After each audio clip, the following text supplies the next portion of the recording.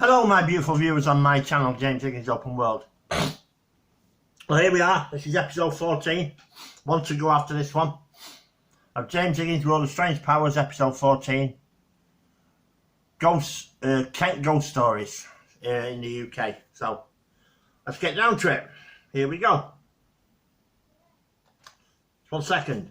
The ghost of Bluebell Hill is one of the most famous ghost stories ever to come out of Kent.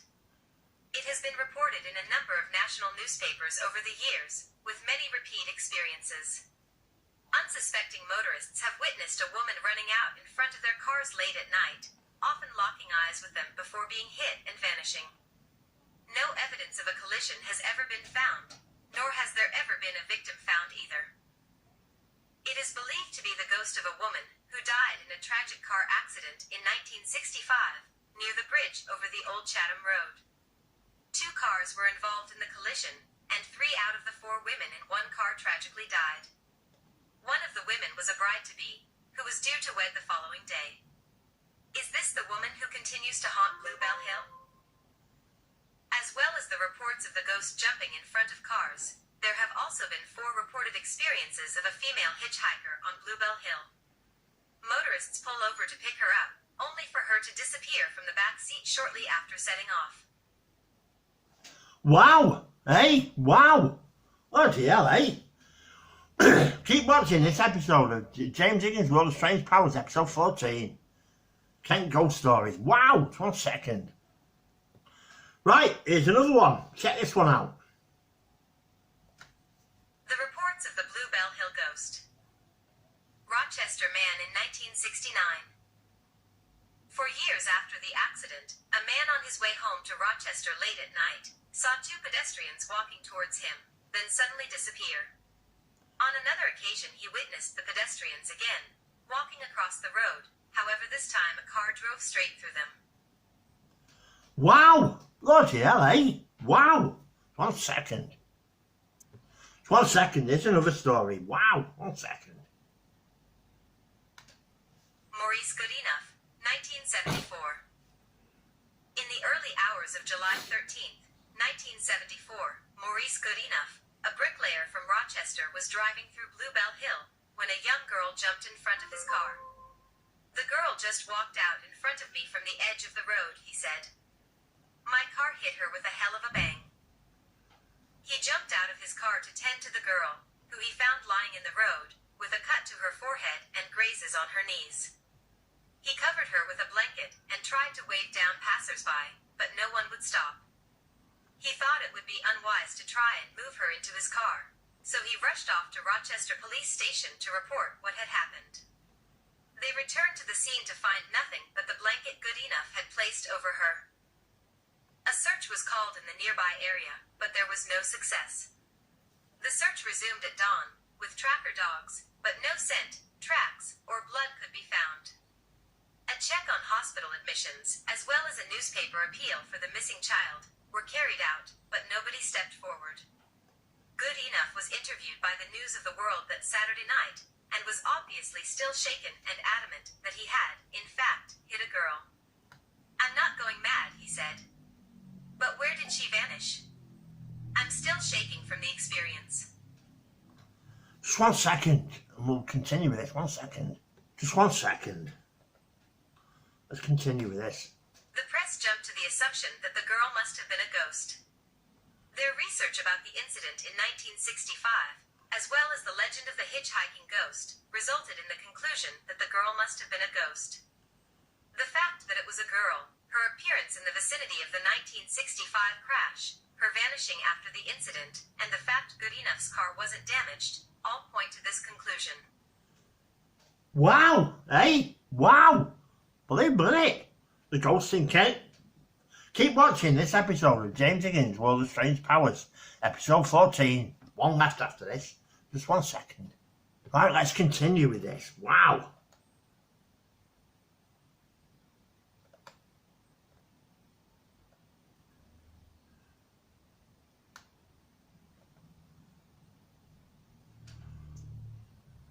Just 1 second. Here we go. Sorry about that delay then. Here we go. Ghost girl seen again. A headline from 1992.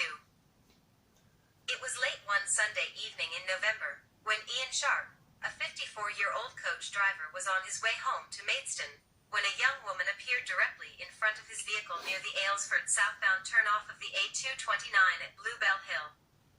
The woman strangely stared right into his eyes, before he hit her, with the body going under the bonnet. Mortified, he slammed on his brakes and jumped out to help the woman. "I honestly thought I had killed her," he said. "You can't imagine how it felt. I was so scared to look underneath, but I knelt down and looked straight through. There was nothing there." He then looked around the vehicle and at the side of the road, but found no one. So sure he was of hitting the woman, he went to the police station at Rochester to tell them about the incident. Aware of the area and its reports, the police went on to explain the legend that surrounds the area. Nevertheless, the police returned with him to the scene, and sure enough, the search proved fruitless. Ian Sharp later described it as the most terrifying experience of his life. Wow! Wow! Just 1 second. Just 1 second. Here we go. Also, later that month and year, 2 motorists reported hitting a woman wearing a red scarf near the Robin Hood Lane junction at Bluebell Hill. They searched and informed the police, but yet again, nobody was ever found. Bloody hell, eh? Bloody hell, eh? Wow! Right, is another story about this. Wow, unbelievable, isn't it? Here we go. Hello. During 1964-1973, I was a member of Kent Ambulance Service based at Medway. One Christmas Eve night, while driving back from a Maidstone hospital in an ambulance, after taking a patient there, we were driving up Bluebell Hill when suddenly my co-driver and myself noticed a person, in what appeared to be wearing a wedding dress, step out into the road. I slowed down, and my mate leant out the cab window, asked her where she was going this time of night. All she wanted was a lift, so I jumped out and opened the rear of the ambulance doors, and she got in. When we drove into Rochester, I turned my head and called out to her, but the ambulance was empty. That is a true story. Paul Tana. Wow, eh? Believe it, eh? Wow. 1 second. Right, here's another story. Dover Castle. Wait till you hear this one. 1 second. Right, just 1 second. This is a little small story from Dover Castle. The structure we see today dates back to the Norman conquest of England in 1066, but there were fortifications on the cliff since the time of the Romans. The castle is said to be haunted by a variety of ghosts from various eras of its use. The most chilling of these is that of a drummer boy who was said to have been murdered in the tunnels below the castle during the Napoleonic Wars. The unfortunate lad was beheaded and has been seen stalking the castle walls, playing his drum without his head. TL, eh? Eh? Bloody hell. 1 second. Right, this is the last story of this episode of James Higgins' World of Strange Powers, episode 14. Violent screams beneath Dover Castle. So this is the last story on episode 14 of James Higgins' World of Strange Powers. So let's get to it. 1 second.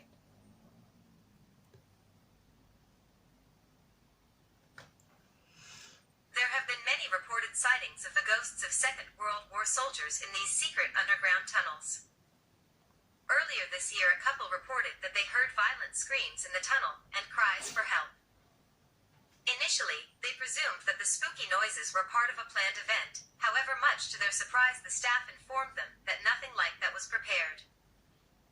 The ghosts are said to be soldiers who escaped from Dunkirk, as one figure in khaki was spotted walking purposefully along the corridor in 2013. Well, there you go. That's the end of this episode of James Higgins' World of Strange Powers, episode 14. Next week's episode, which is the last one of this series, is Ghosts of the Tower of London. So I thought it would end on a high with the Tower of London. Hey, what have you. So I hope you enjoyed this episode of Ghost Stories in Kent and episode 14. And watch out for next Wednesday's episode of James Higgins' World of Strange Powers, episode 15, the last episode. Ghosts in the Tower of London. And that will be it for 6 months, maybe until the new year. I'm not quite decided yet. It's going to be 6 months. I might even wait till the new year. I want to raise this series even higher next time. So you've had 3 series already. You've had James Higgins' Mysterious Universe. You've had James Higgins' World of Mysterious World, and you've had James Higgins' World of Strange Powers. So 3 series. So watch them all on this channel, James Higgins' Open World. So thanks for watching. See you on the next one.